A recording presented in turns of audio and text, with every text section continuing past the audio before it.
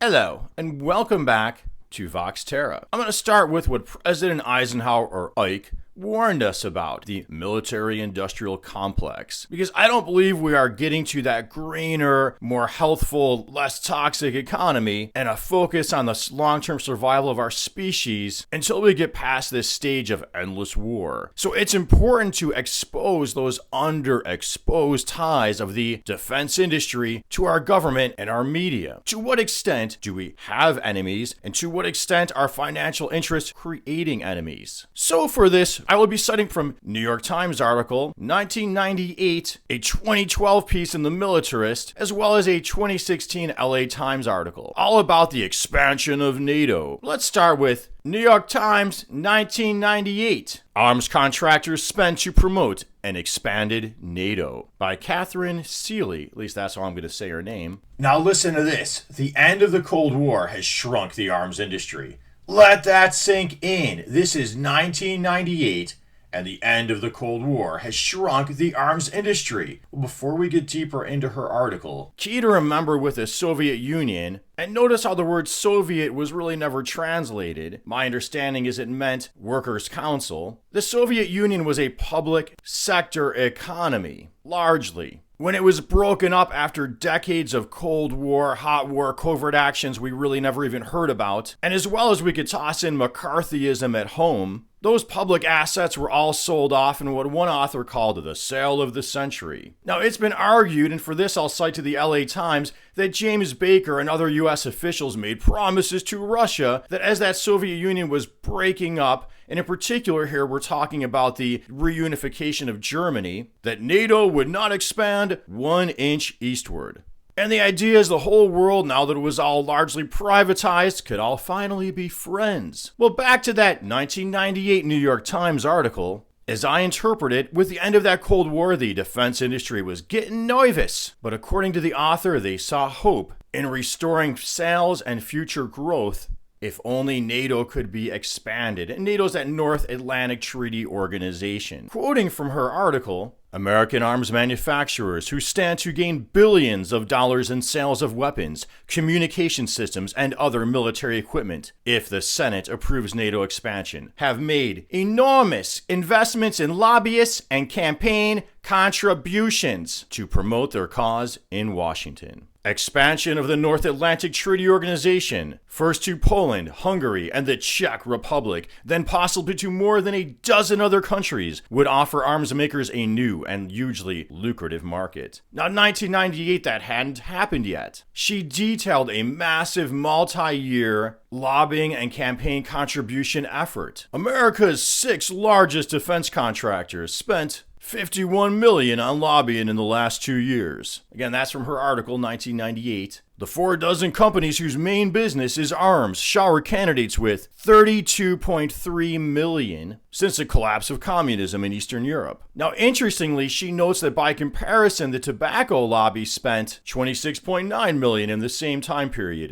1991 to 97. And I just thought that comparison was super interesting because a lot of us have noticed how the similarities between climate change denial and the initial denial about tobacco or cigarettes causing cancer. I also thought it was interesting because really tobacco and its connections to our media and politics was really the only industry that ever got outed by the media, and that the media even took some blame in espousing their propaganda. She also points out the top 6 military companies. At the time, it was Lockheed Martin, Northrop Grumman, Textron, Raytheon, Boeing, and McDonnell Douglas. I don't think Textron is still around. Increased their campaign contributions over the course of the 90s to federal campaign committees. She totaled it as over $15 million over the past 6 years. And here she's looking at a 91 to 97 time period. Now, also important to note is that when new nations join NATO, according to her article, but I've heard this cited elsewhere, those new nations have to, quote, upgrade their military to be compatible with the other allies. So this too spells a lot of sales. Here she pointed out in 1998, a single F-16 made by Lockheed cost about $20 million. A single F-18 made by Boeing, 40 to 60 million clams, as we used to say. But what I really got me about this article is it wasn't just lobbying at home, it was also lobbying abroad. And that really never got any media attention. And here's one that I really found troubling. I'm going to quote from her. Corporate sponsors are also supporting ethnic groups that have championed NATO membership for their native countries. I mean, wow, corporate sponsors have championed ethnic groups.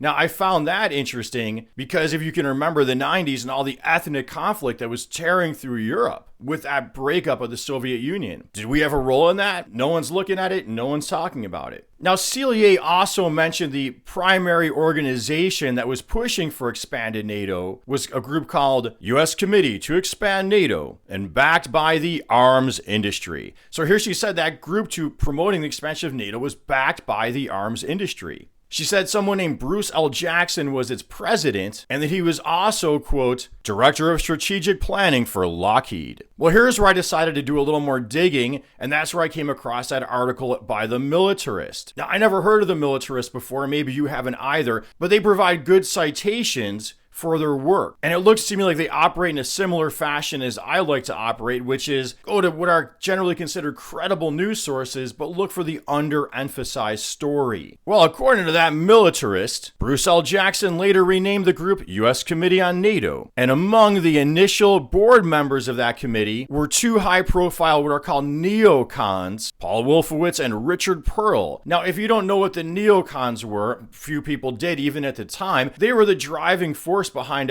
our, quote, invasion of Iraq. And tellingly, Bruce Jackson also, according to the militarists, organized another committee or was head of another committee called Committee for the Liberation of Iraq. And to me, troubling where we get into the oil industry and the defense industry and climate denial, the militarist claims that another founding member was also a scholar at the American Enterprise Institute. Well, the American Enterprise Institute has been flagged by a group called Desmog, a great journalistic organization, in my opinion, who specializes in exposing the money trail behind climate change denial and really the denial of all, we could say, industrial toxins and their harm on humanity. Now, back to that 1998 article, another really interesting thing I thought was that the author pointed out that, yeah, there's buckets of money going to expand NATO, which would beef up that industry, but there was no real organized opposition to that expansion. Except maybe some people here and there, some peace groups, but that's really telling about our system. All of it, right? Because you might be sitting there at home thinking, well, why don't we do more transition to greener energy or something like that? And you got to realize it's people like you thinking, that's a good idea, up against just buckets of money in already established industries. Now, if we all got that, that'd be fine, but the problem is our media never exposes that, or rarely does it. When they do, it's in the metaphoric back pages. Now we're going to get into comparing Democrats and Republicans, and some people say, oh, they're both the same, they're both big corporate establishments. Some people think Republicans are the ones actually standing up to big corporations. Well, I'll tell you right now, I've been involved in groups and donated to groups who do stand up to big corporations like Public Citizen, etc. And they're not, okay? Generally, it's Democrats are more responsive to those like consumer rights, environmental rights, that kind of thing. But what about the military-industrial complex, the arms industry? Well, here the author pointed out that both President Bill Clinton and who's a Democrat and Republican Senator Jesse Helms were both big into expanding NATO. So who do you listen to? Democrats? Do you listen to Fox News or National Public Radio? What do you do? Well, here's my thoughts on that situation with our mainstream politics, our business-owned news media or business-dominated news media. Within the Democrats, that's more where I'm hearing voices like Bernie Sanders, Tulsi Gabbard, Ro Khanna, people who are willing to, say, expose these financial interests, these financial ties, than I do in the Republican Party.